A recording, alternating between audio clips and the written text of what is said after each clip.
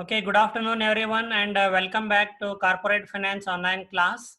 So today we are learning the time adjusted evaluation techniques to evaluate the capital projects.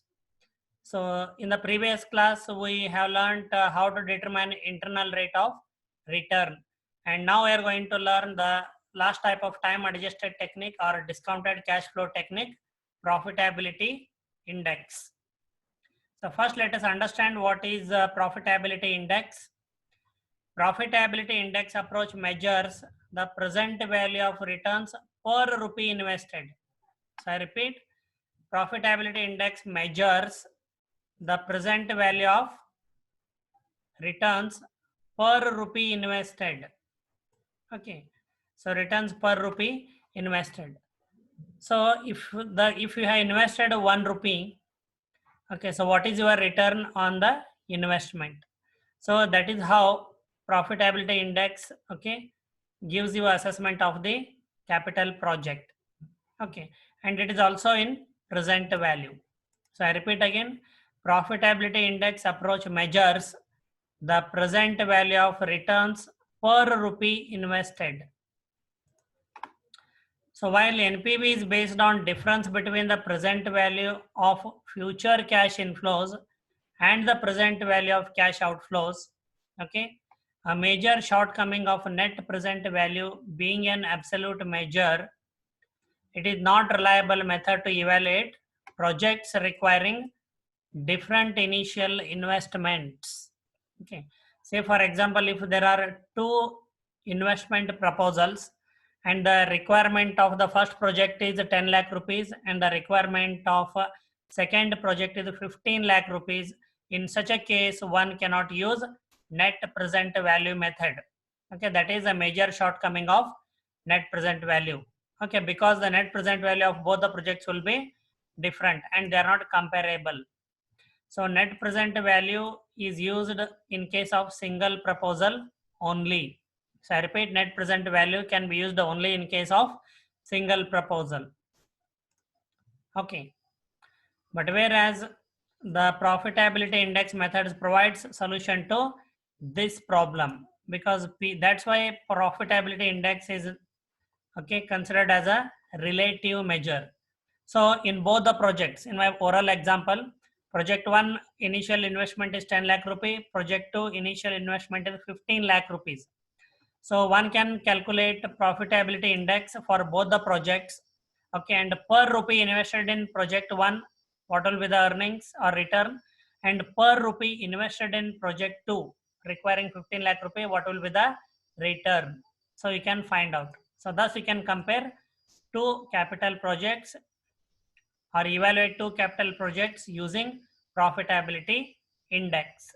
So I hope once the concept is clear, so we have a simple equation to calculate profitability index. PI is equal to profitability index is equal to present value of cash inflows divided by present value of cash outflows. Okay, so it's quite simple. So we are going to consider the first example itself, example 9.6, where cost of machine A was 56,125 rupees and the cost of machine B was also same 56,125 rupees. Okay, so that is the present value of cash outflows, and the present value of cash inflows for the same project is also calculated. So when we consider the net present value, okay, if you can recall net present value, so I'll quickly go back. Yeah, see, when we calculated net present value, okay, the example that we considered was same 9.6. Cost of the machine were same 56,125 rupees, and these were the cash inflows. Okay, and the total of the present value of cash inflows for machine A was 68,645. This figure we are going to use in the equation to find out profitability index now. And the total present value of cash inflows of machine B was 71,521. The same we are going to use in profitability index now. So I hope the figures are clear from where we are going to take them. So profitability index for machine A, present value of cash inflows, as I showed you in the previous table, 68,645 divided by present value of cash outflow. Cost of the machine was 56,125. So PI is equal to 1.22. For machine B, okay, the present value of cash inflows was 71,521 divided by present value of cash outflows, which is cost of the machine, 56,125 is equal to 1.27. So profitability index of machine A is 1.22. Profitability index of machine B is 1.27. So what does it say? Profitability index of 1.22 means per rupee invested in machine A, okay, machine A will generate a return of 1 rupee 22 paise. So I repeat, how to understand this. Per rupee, 1 rupee invested in machine A will generate a revenue of 1 rupee 22 paise. Similarly, every 1 rupee invested in machine B will generate 1 rupee 27 paise. So this is how it is interpreted. What is the accept reject rule in this case? Except if the profitability index is greater than 1. Reject if the profitability index is lesser than 1. This 1 is nothing but per rupee. I hope you remember. So if a project whose profitability index is less than 1 rupee, let us say 0.8.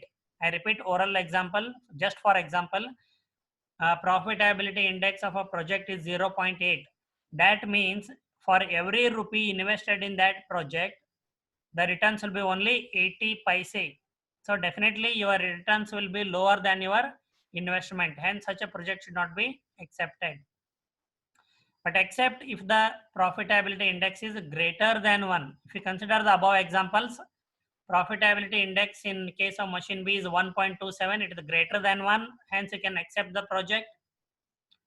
Profitability index in case of machine A is 1.22, which is greater than 1. So hence you can accept. Now since we have two projects here, machine A and machine B, and if you have to choose any one, you should consider the project with higher profitability index, which is 1.27. So this was quite simple. So I will pause here only for a minute or two. If you have any doubts, you please ask me. Okay. And after clarifying your doubts, I'll go ahead with one small example, additional problem for net present value. So I'm going to unmute you all. Okay. Any questions? Sir. Yes. Sir, due to some network issue, I didn't understand this. Sharon, before your PI, question, many students, okay, those who don't have your question, please mute your audio. Please mute your audio. Okay, now Sharon. Sir, because of some network issue, I couldn't understand this PI amount 68,645 divided by 56,125. Okay. I'll come to that. 68,645. See, now we are going to consider the example with which we started for accounting rate of return. Same example is considered throughout all the techniques. Okay. Now I'll show you the figures. So for 9.6 is also considered when we calculated the net present value. Okay. Here it is. So net present value when we considered, the example considered is 9.6 itself. Okay. So in example 9.6, cost of the machine is 56,125. It is same for machine A and same for machine B. That is the first. B. That is the present value of cash outflows or outlay. Then coming to the present value of cash inflows, here in this example of net present value, we calculated the total net present value. Okay. So for machine A, The Okay, total of 60, net present value of cash inflows was 68,645, and for machine B it was 71,521. Just to save the time, Yes, we sir. have taken the figures from problems which I have This already one. solved. Yes. Okay, Yes, sir. Yes. so that is from where the figures arrived. Clear? Yes, sir. Yes. Yes, sir. Okay. Yeah, next question.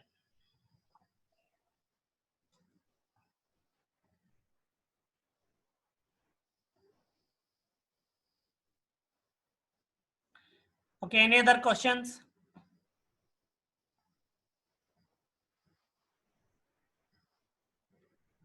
Okay, so I hope you don't have any problems with the profitability index. Okay, so thank you. Now pay attention. If you have anything, you can ask. In the remaining time and hence after for 2 to 3 classes, I'm going to solve additional problems on unit 2 capital budgeting. Okay, these problems will be jumbled now. They will not come in the sequence the way we learnt them, like single proposal, next replacement proposal, third mutually exclusive proposal. Then we learnt evaluation techniques like accounting rate of return, payback period, discounted payback period, then time adjusted techniques, net present value, internal rate of return for annuity, and profitability index. So this is so far we have learned and we have solved numericals, but now I'm going to solve additional problems. Okay, it can be for anyone. It may be for NPV, it may be for okay single proposal. Okay, in that way. Okay, so these are going to be additional problems. Okay, so shall I begin with one first additional problem? Anybody whose audio is unmuted? Sharon, can I begin the problem? Yes, sir. Okay. Yes, So I'm sir. going to begin the first additional problem.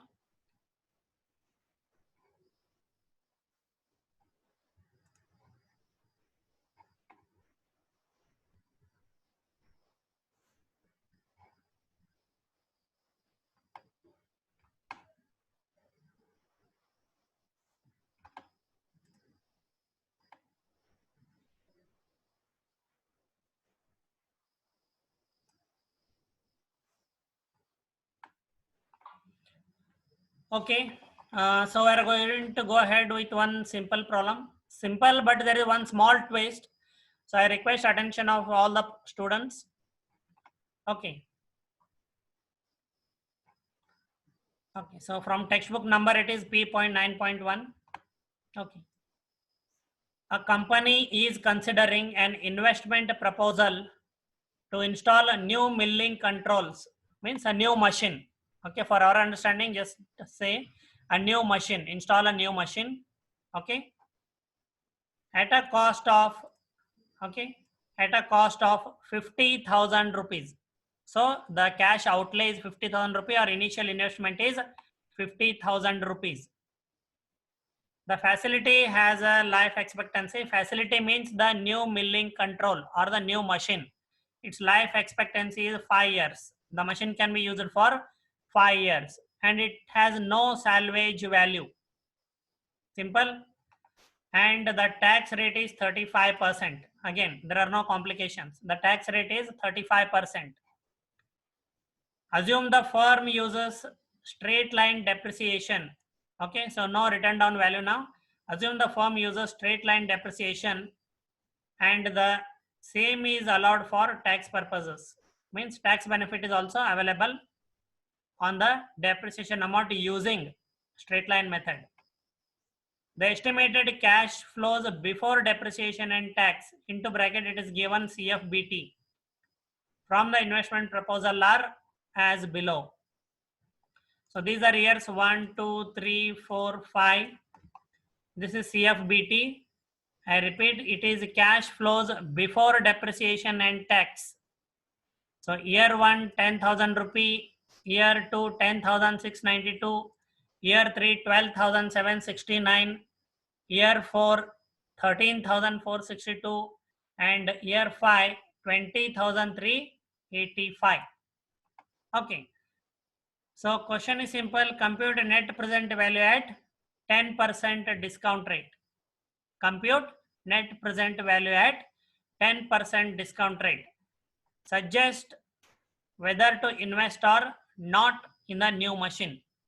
Suggest whether to invest or not. You know the accept reject rule. If the NPV is positive, accept. If the NPV is negative, reject. Okay. Now, there is one small twist in the problem. See, for calculating net present value, what we require is cash flows after taxes. I repeat, you can see here cash flows after taxes. But what is given in the problem? In the problem, okay, see, this is not CFAT. It is not cash flows after taxes. It is clearly mentioned. It is CFBT. CFBT means cash flows before depreciation and tax. This is a twist in the problem.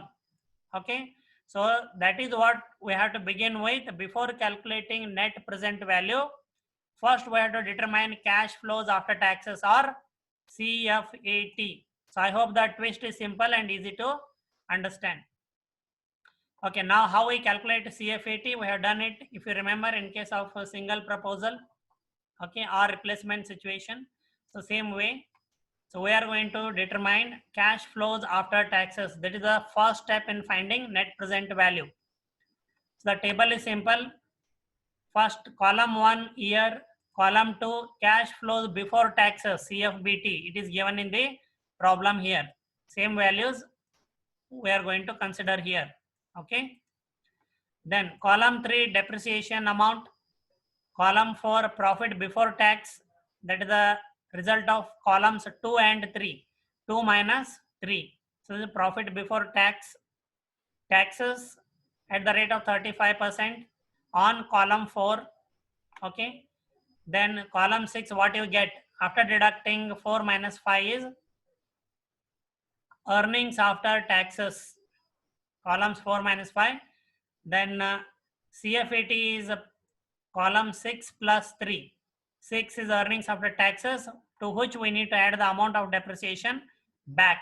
So we get in 7th column CFAT. So I hope you remember how this is how we estimated cash flows after taxes in case of single proposal and replacement proposals. Same way we are going to do it. Now pay attention. These are year 1. CFBT is 10,000. Okay, same amount I have taken here. Then depreciation. Okay, so I hope you remember. Okay, depreciation is straight line method for non-commerce students. Please pay attention, non-commerce students. Straight line method means, okay, if the cost of the machine is 50,000 rupees, which is in this case, if the cost of the machine is 50,000 rupees, okay, same amount of depreciation is deducted each year. It is not on reducing balance. Okay, it is not on reducing balance.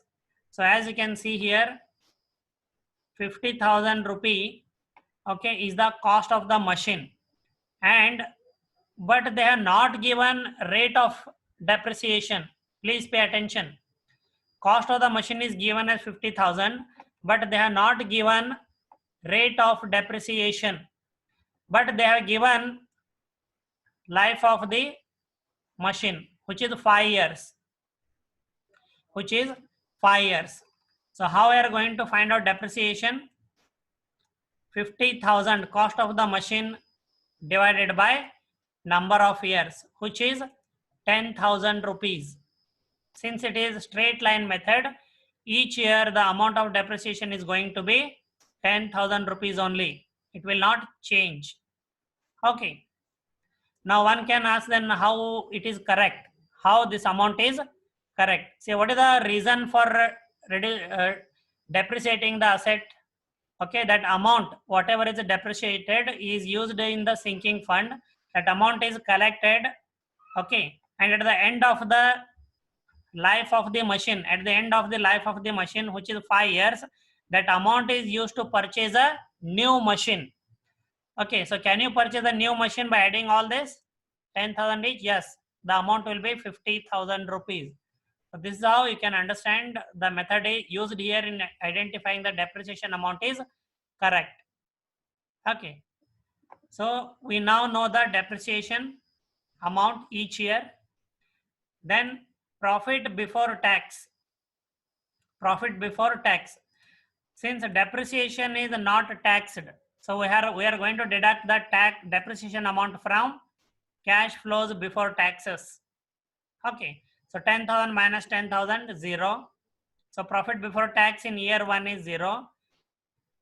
Year 2, 10,692 minus 10,000, difference is 692.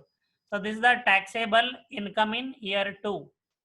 12,769 minus 10,000, 2,769 is the taxable income in year 3. So 13,462 minus 10,000, difference is 3,462. So taxable income in year 4 is 3,462. So 20,385 minus 10,000, difference is 10,385. So the taxable income in year 5 is 10,385. So on the taxable income, you calculate 35% tax. It is given in the problem. Tax rate is 35%. So which can be rewritten as 0.35. So simply you multiply 0.35 by taxable income or profit before tax. So this will be 0. There is no taxable income. So 35% of 692 is 242 taxes. 35% of 2,769 is 969 taxes in third year. 35% of 3,462 is 1,212 tax in year 4. 35% of 10,385 is 3,635 rupees tax in year 5. So now you have to deduct tax from the taxable income. So column 4 minus column 5. Okay, so this is mentioned here. So what we get is earnings after taxes. So taxes are deducted here now.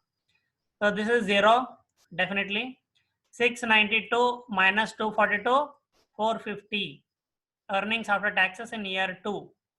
2,769 minus 969, 1,800 is the earnings after taxes in year 3.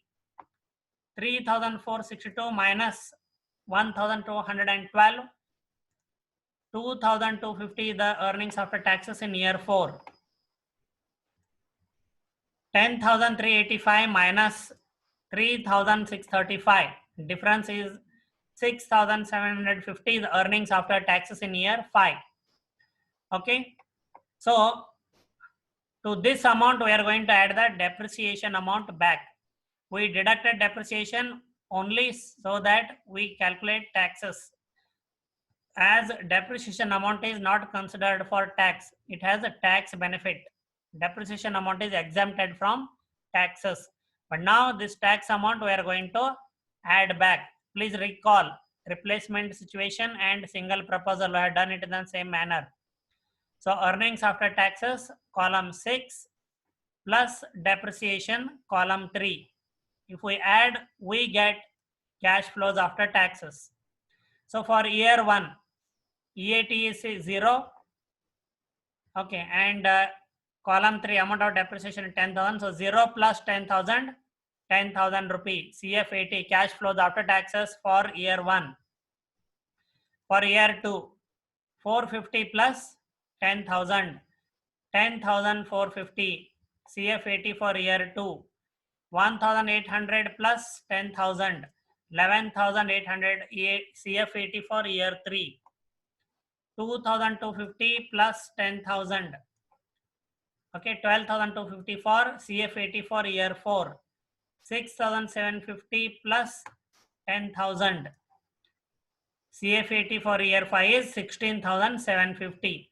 So this total of this we will require. So cash flows after taxes. Okay, total is 61,250. So I hope this table you can recall from single proposal and replacement situation. So once we now got this, see, this is what we need to calculate net present value. Okay, now pay attention. This amount 10,000 rupee cash flows after taxes, the company is going to receive after year 1, not present. 10,450 the company is going to receive after 2 years, not now. 11,800 the company is going to receive after 3 years. That way 12,250 after 4th year, 16,750 after 5 year. So these all are future values. Now we have to convert them into their present value. That is what we are going to do in next table. Okay, so all these CFAT, I am going to bring them here in this table, net present value table. So it is same. So you can see here there is no difference. Okay, so these all figures. Okay, so I brought here in column 2 net present value table. So year 1, year 2, year 3, year 4 and year 5. So we know easily how to convert these future values into their present value. So pay attention, each amount is different, it is not same. Hence it is considered as a case of single, okay, cash flow. So we are going to consider the present value of a single cash flow, table A3. So by referring table A3, okay, and cost of capital is considered as 10%. So we are going to consider table A3, 10% interest column, first year row, the corresponding present value factor is 0.909. Table A3, 10% interest column, second year row, the corresponding present value factor is 0.826. Table A3, 10% interest column, year 3 row, the corresponding PV factor is 0.751. Table A3, 10% interest column, year 4 row, the present value is 0.683. Table A3, 10% interest column, 5th year row, corresponding PV factor or present value factor is 0.621. Simply, if you multiply this CFAT into PV factor, you will get the present value. So 10,000 into 0.909 is 9,090 is the present value of the first year's cash inflow. 10,450 into 0.826. Okay, the present value of second year's cash inflow is 8,632. 11,800 into 0.751. The present value of third year's cash inflow is 8,862. 12,250 into 0.683. The present value of fourth year's cash inflow is 8,367. 16,750 into 0.621. So the present value of fifth year's cash inflow is 10,401. Okay, so now we got the present value of each year of the future cash inflows. So we can total this. The present value, total present value, okay, total of all this is 45,352. It can be also called as a gross present value. Okay, less initial outlay. Okay, that is cost of the machine, cost of the new machine, 50,000 rupees. Okay, so 45,000 is the present value. Okay, and initial outlay was 50,000 rupees. Okay, so the net present value, so the total present value is lesser than initial cash outlay. I'm sorry. Okay, so it is not positive. Okay, so hence we need to reject, since the NPV is negative. Okay,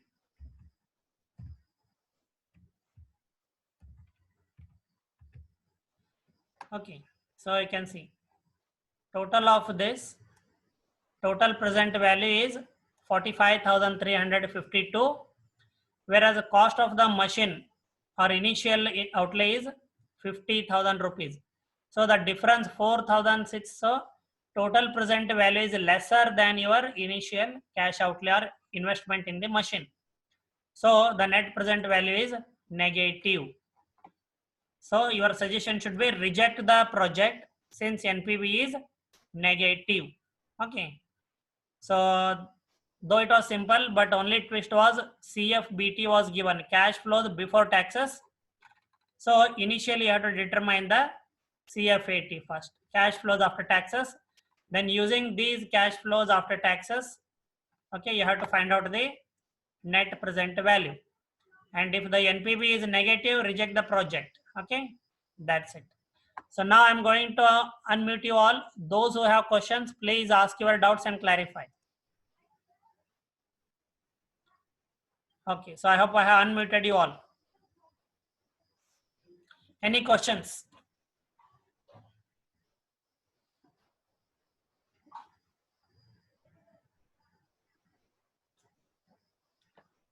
Okay, any questions? Hello. Yes. Sir, sir, here the total PV is 45,352. Yeah. So it's less than total outlay.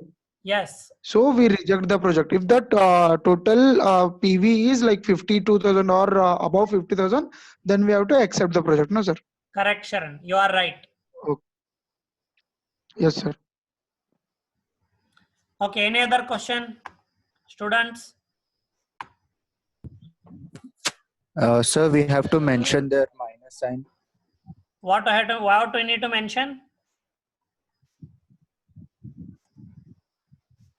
Hello. Sir, this amount that last you wrote like 4,006. Hello. Yes. Hello. I'm listening. Sir, I can can you hear me? hear you. Tell. Yes, sir. So just wanted to ask, like this 4,648 last answer. Yes. So we have to mention that minus sign, or will it be fine? You can either write minus 4,648 or you can put it into bracket. Yes, sir. Okay, and then please remember, okay, the question asks you to make a decision, suggest whether to invest or not. So in the end, without fail, you all should write this answer: reject, since NPV is negative. I had told in the class, if you don't write this decision, you will lose 1 mark, even if your answer is correct, even if your NPV is correct, and if you do not mention this, you will lose 1 mark. I repeat. Sir. Okay. Yes, sir. So I hope your doubt is clarified. Yes, sir. Okay, next. Still we have around 5 minutes, 4 minutes, 40 seconds. Mr. Pujari.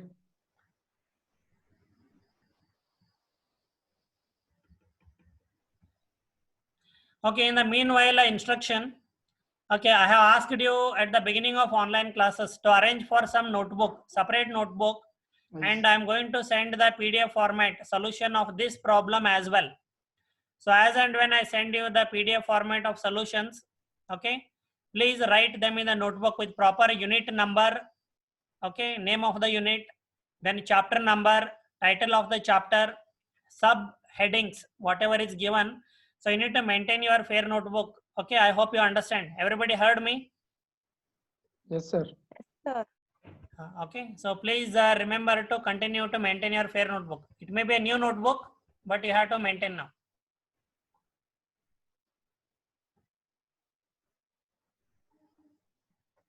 Okay, any other questions? So are you sure you don't have any queries? No, sir. Okay, now today's additional problem, I'm going to send the PDF file through Google Classroom. Kindly acknowledge the same. Okay. And Yes, the upcoming numericals that I'm going to solve, additional problems I'm going to solve from Unit 2. Also, I will send along with the same. Okay. Yes. I think this, no, I will send it along with, in the same file, I will send this problem as well as upcoming additional problems. Question. Okay. Okay then. So if you don't have any other queries, thank you very much for your enthusiastic participation. Thank you, So see you again on Wednesday, 3 o'clock. Okay. Yes, sir. Yeah. Bye everyone. Take care until then. Bye, sir. Thank you, sir. Yeah. Bye. Have a Bye. great Welcome. day, sir. Yeah. Bye everyone. Bye, sir. Yeah. Bye bye. So I'm going to end the meeting.